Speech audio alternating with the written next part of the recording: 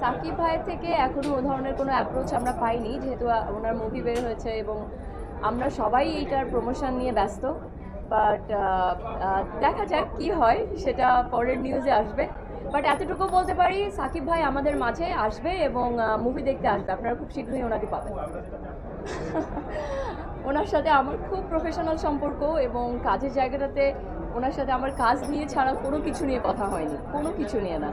But উনি আমাকে বলেছে যে তুমি মুভি কন্টিনিউ করো, তোমাদের মতো আসলে নতুন নতুন অ্যাক্ট্রেসের আসা উচিত, তাহলে জায়গাটাতে আমরা নতুন নায়িকা পাবো এবং ইন্ডাস্ট্রিতেও নতুন নায়িকা আসবে এবং দর্শকও নতুন নায়িকা দেখতে পাবে সিনেমা হলে।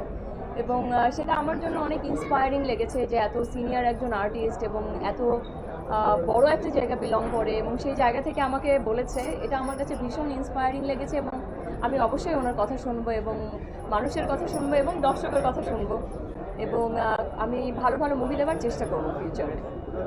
একটু জানতে চাই